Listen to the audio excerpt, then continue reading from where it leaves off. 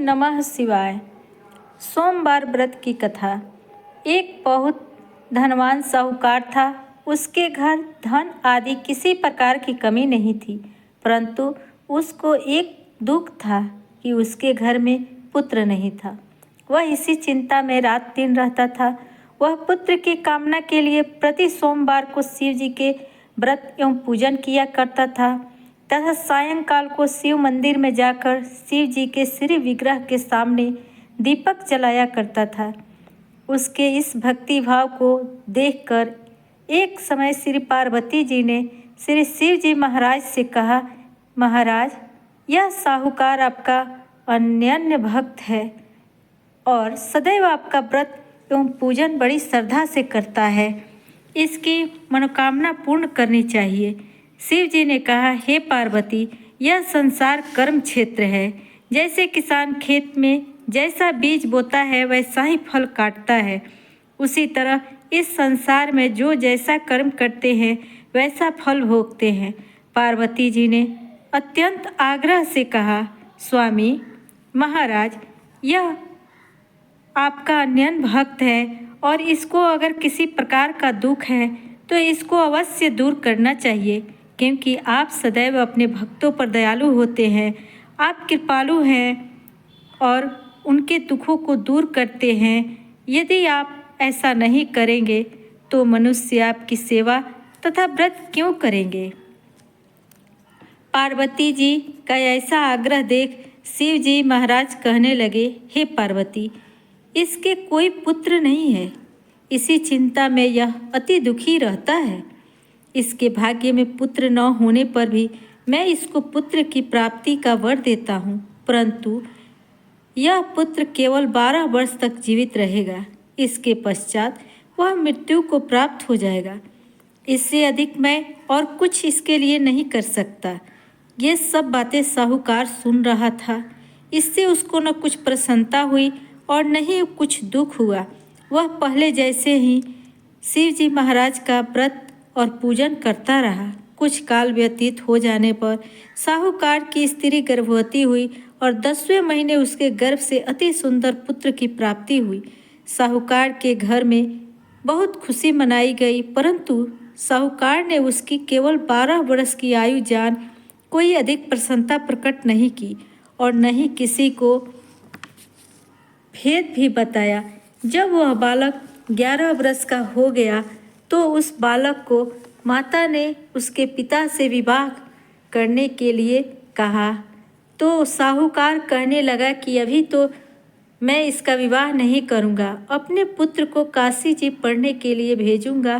फिर साहूकार ने अपने साले को बुला उसको बहुत सा धन देकर कहा, तुम इस बालक को काशी जी पढ़ने के लिए ले जाओ और रास्ते में जिस स्थान पर जाओ यज्ञ करते और ब्राह्मणों को भोजन कराते जाओ। ये दोनों मामा भांजे यज्ञ करते और ब्राह्मणों को भोजन कराते जा रहे थे। रास्ते में उनको एक शहर पड़ा। उस शहर में राजा की कन्या का विवाह था और दूसरे राजा का लड़का जो विवाह करने के लिए बारात लेकर आया था वह एक आंख से काना था। उसको पिता को इस बात की बड़ी चिंता थी कि कहीं वर को देख कन्या के माता पिता विवाह में किसी प्रकार का अड़चन पैदा न कर दे। इस कारण जब उसने अति सुंदर सेठ के लड़के को देखा तो मन में विचार किया कि क्यों न दरवाजे के समय इस लड़के से वर का काम चलाए जाए। ऐसा विचार कर वर के पिता ने उस लड़के के मामा से बात की तो वे राजी हो गए। उस लड़के को वर के कपड़े पहना तथा घोड़ी पर चढ़ा दरवाजे पर ले गए और सब कार्य प्रसन्नता से पूर्ण हो गए। वर के पिता ने सोचा कि यदि विवाह कार्य भी इसी लड़के से करा लिया जाए तो क्या बुराई है। ऐसा विचार करके लड़के और उसके मामा से कहा, यदि आप फेरों और कन्यादान के काम को भी करा दें तो आपकी बड़ी कृपा होगी। मैं इसके बदले आपको बहुत कुछ धन दूंगा। तो उन्होंने स्वीकार कर लिया और विवाह कार्य भी बहुत अच्छी तरह से संपन्न हो गया। जिस समय लड़का जाने लगा तो उसने राजकुमारी के चुंदरी के पल्ले पर लिख दिया कि तेरा विवाह मेरे साथ हुआ है, परंतु जिस राजकुमार के साथ तुमको भेजेंगे वह एक आँख से काना है और मैं काशी जी पढ़ने जा रहा हूँ। लड़के के जाने के पश्चात उस राजकुमारी ने जब अपनी चुंदड़ी पर ऐसा लिखा हुआ पाया तो उसने राजकुमार के साथ जाने से मना कर दिया और कहा कि यह मेरा पति नहीं है, मेरा विवाह इसके साथ नहीं हुआ है, वह तो काशी जी पढ़ने गया है। राजकुमारी के माता पिता ने अपनी कन्या को विदा नहीं किया और बारात वापस चली गई। सोमवार की दूसरी पौराणिक कथा। एक बार की बात है, माता पार्वती शिव जी को पति के रूप में प्राप्त करने के लिए घोर तप कर रही थी। उनके तप को देखकर देवताओं ने शिव जी से देवी की मनोकामना को पूर्ण करने की प्रार्थना की। भगवान भोलेनाथ ने पार्वती जी की परीक्षा लेने के लिए सप्तऋषियों को भेजा। सप्तऋषियों ने शिव जी के सैकड़ों अवगुण गिनाए, पर पार्वती जी को महादेव जी के अलावा किसी और से विवाह मंजूर नहीं था। तब शंकर जी ने स्वयं पार्वती जी की परीक्षा लेने की ठानी। तब भगवान शंकर स्वयं प्रकट हुए और पार्वती जी को वरदान देकर अंतर्ध्यान हो गए। इतने में पार्वती माता जहाँ पर तप कर रही थी वहीं पर एक तालाब था। उस तालाब में एक मगरमच्छ ने एक लड़के को पकड़ लिया। लड़का जान बचाने के लिए चिल्लाने लगा। तब माता पार्वती से उस बच्चे की चीख सुनी नहीं गई। वह द्रवित हृदय होकर वे तालाब पर पहुंची। वहां देखा कि मगरमच्छ लड़के को तालाब के अंदर खींचकर ले जा रहा है। लड़के ने देवी को देखकर कहा कि मेरी माता पिता और भाई बंधु कोई नहीं है, आप मेरी रक्षा करें। तो पार्वती जी ने कहा, मगरमच्छ इस लड़के को छोड़ दो। मगरमच्छ बोला, दिन के छठे पहर में जो मुझे मिलता है उसे मैं अपना आहार समझकर स्वीकार कर लेता हूँ, यह मेरा नियम है। ब्रह्मदेव ने दिन के छठे पहर में इस लड़के को भेजा है, मैं इसे क्यों छोड़ूं? पार्वती जी ने विनती की, तुम इसे छोड़ दो, बदले में तुम्हें जो चाहिए वह मुझसे कहो। तो मगरमच्छ बोला, एक ही शर्त पर मैं इसे छोड़ूंगा। आपने तप करके महादेव जी से जो वरदान लिया है, यदि उस तप को फल मुझे दे दो तो मैं इसे छोड़ दूंगा। पार्वती जी तुरंत तैयार हो गईं। उन्होंने कहा, मैं अपने तप का फल तुम्हें देने के लिए तैयार हूँ, लेकिन तुम इस बालक को छोड़ दो। मगरमच्छ ने बहुत समझाया, सोच लो देवी, जोश में आकर संकल्प मत करो। 1000 वर्षों तक जैसा तप आपने किया है वैसा देवताओं के लिए भी संभव नहीं है। उसका सारा फल इस बालक के प्राणों के बदले चला जाएगा। पार्वती जी ने कहा, मेरा निश्चय पक्का है, मैं तुम्हें अपने तप का फल देती हूँ, तुम इसको जीवन दान दे दो। मगरमच्छ ने पार्वती जी से तप दान करने का संकल्प करवाया। तप का दान होते ही मगरमच्छ का देह तेजी से चमकने लगा और वह बोला, हे पार्वती जी, यह देखो, तप के प्रभाव से मैं तेजस्वी बन गया हूँ। तुमने जीवन भर की पूंजी एक बच्चे के लिए व्यर्थ कर दी, चाहे तो अपनी भूल सुधारने का एक मौका और दे सकता हूँ। तब पार्वती जी ने कहा, हे ग्राह, तब तो मैं पुनः कर सकती हूँ, किंतु यदि तुम इस लड़के को निगल जाते तो इसका जीवन वापस नहीं मिल सकता था। देखते ही देखते वह लड़का अदृश्य हो गया और मगरमच्छ भी लुप्त हो गया। पार्वती जी ने विचार किया, मैंने तो तप का दान कर दिया है, पुनः से तप आरंभ करूंगी। पार्वती जी ने फिर से तप करने का संकल्प किया। भगवान सदाशिव महादेव जी ने प्रकट होकर बोले, हे पार्वती, अब क्यों तप कर रही हो? तब पार्वती जी ने कहा, प्रभु, मैंने आपने तप का फल दान कर दिया है, आपको पति रूप में पाने के संकल्प के लिए मैं फिर से वैसा ही घोर तप करके आपको प्रसन्न करूंगी। तो महादेव जी बोले, मगरमच्छ और लड़के दोनों रूपों में मैं ही था। तुम्हारा चित्त प्राणी मात्र में अपने सुख दुख का अनुभव करता है या नहीं, इसके परीक्षा लेने के लिए मैंने ही यह लीला रची थी। अनेक रूपों में दिखने वाला मैं एक ही हूँ। मैं अनेक शरीरों से अलग अलग निर्विकार हूँ। तुमने अपना तप मुझे ही दिया है, इसलिए अब और तप करने की कोई आवश्यकता नहीं है। हे देवी, महादेव जी को प्रणाम कर प्रसन्न मन से विदा किया। प्रेम से बोलिए, भगवान शंकर और माता पार्वती की जय। अब आप सुनिए तीसरी कथा। एक बार नारद जी ने भोलेनाथ जी की स्तुति करके पूछा, प्रभु, आपको प्रसन्न करने के लिए सबसे उत्तम और सुलभ साधन क्या है? हे त्रिलोकीनाथ, आप तो निर्विकार और निष्काम हैं। आप सहज ही प्रसन्न हो जाते हैं। फिर भी मेरे जानने की इच्छा है कि आपको क्या प्रिय है। तब शिव जी बोले, नारद जी, वैसे तो मुझे भक्त के भाव सबसे प्रिय हैं।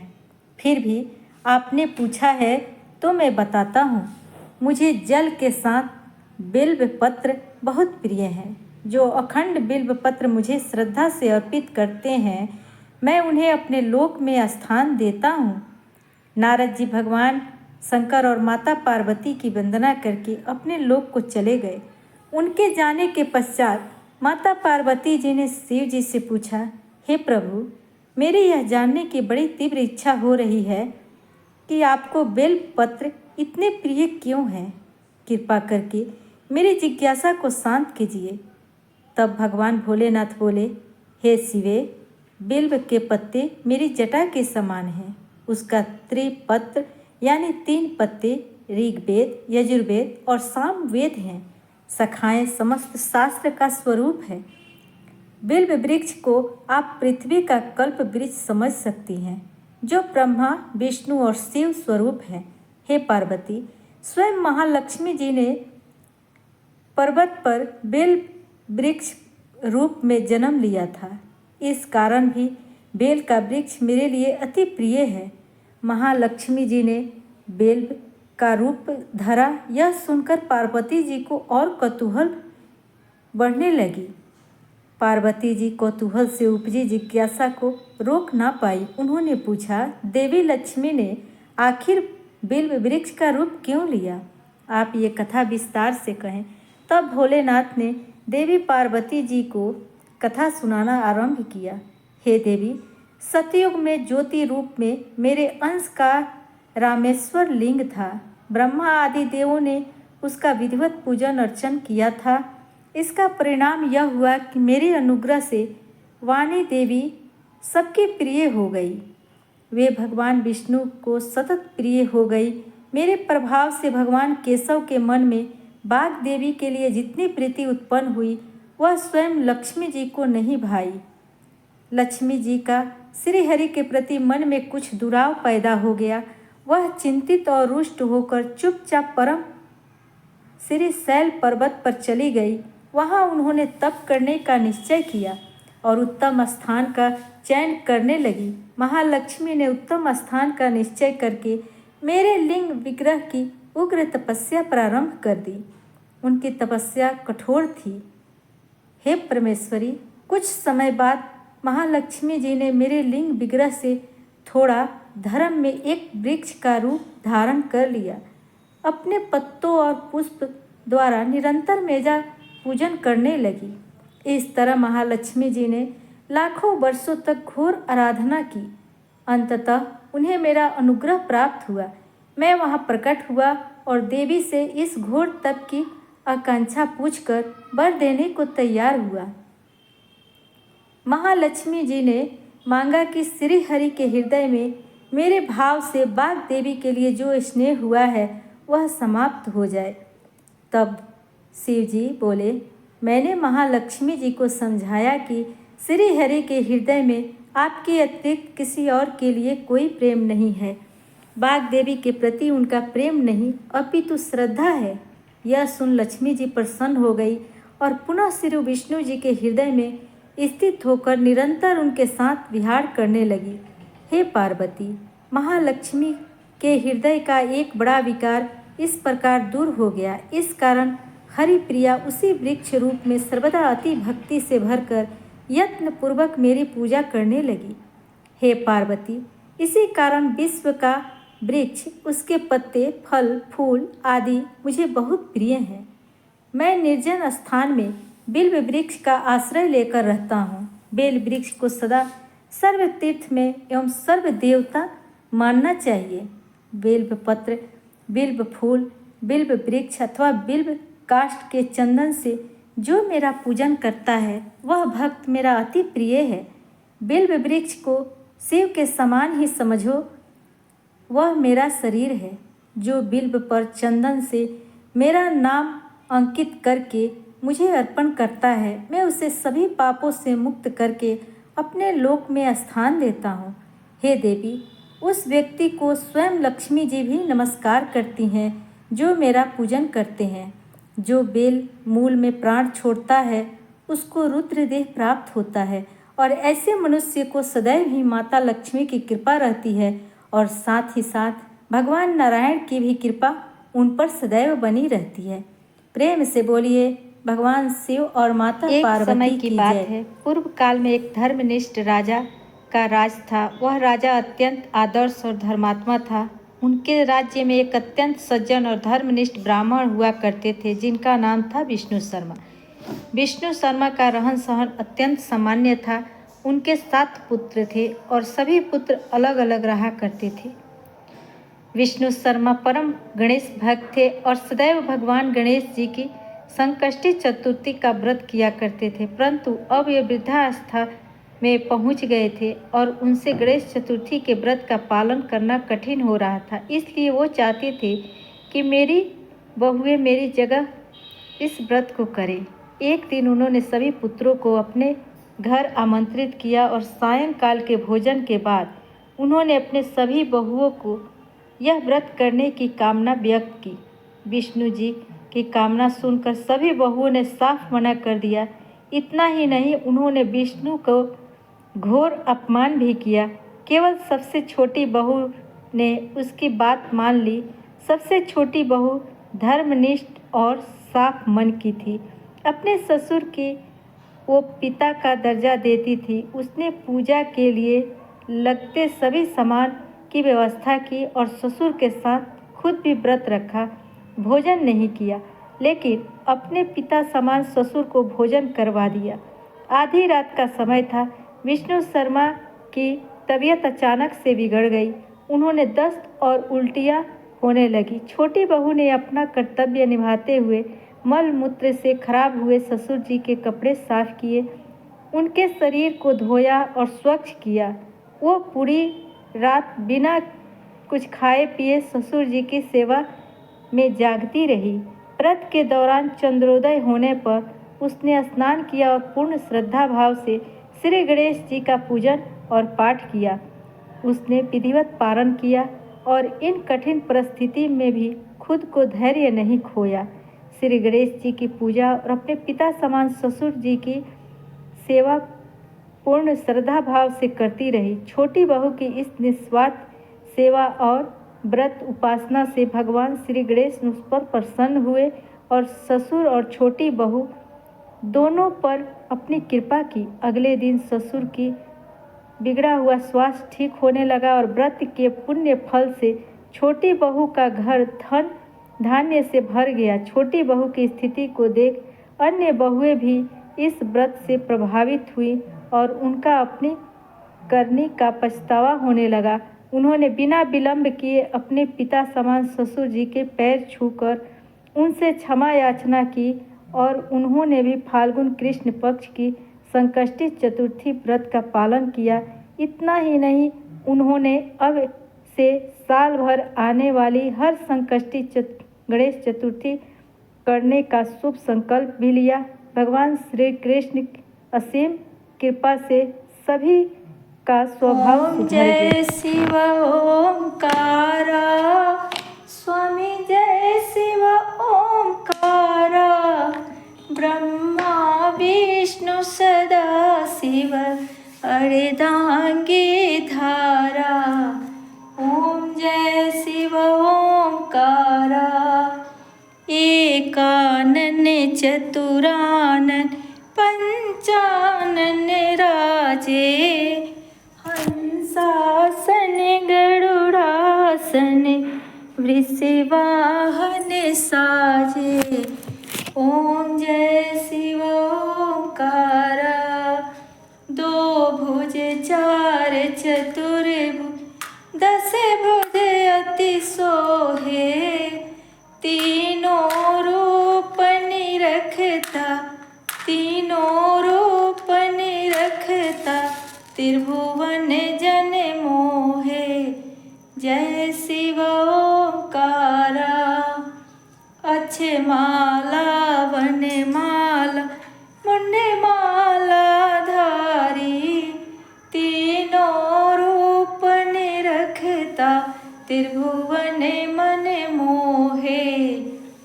ओम जय शिव ओंकारा, अक्षमाला वनमाला मुंडमाला धारी, चंदन मृग मद सोहे भाले शशिधारी। जय शिव ओंकारा, श्वेतांबर पीतांबर बाघंबर अंगे, सनकादिक प्रभुतादिक भूतादिक संगे। जय शिव ओंकारा, कर्मध्य कमंडल चक्र त्रिशूल धरता, जग करता जग हरता जग पालन करता। जय शिव ओंकारा, ब्रह्मा विष्णु सदा शिव जानते अविवेका, प्रणवाक्षर के मध्य यह तीनों एका। जय शिव ओंकारा, तेरे गुण स्वामी जी की आरती जो कोई नर गावे, कहत शिवानंद स्वामी मन वांछित फल पावे। जय शिव ओंकारा, जय शिव ओंकारा। प्रेम से बोलिए भगवान भोलेनाथ की जय। आपको यह कथा पसंद आई हो तो वीडियो को लाइक करके चैनल को सब्सक्राइब कीजिएगा और कमेंट में भगवान भोलेनाथ की जय ज़रूर लिखिएगा।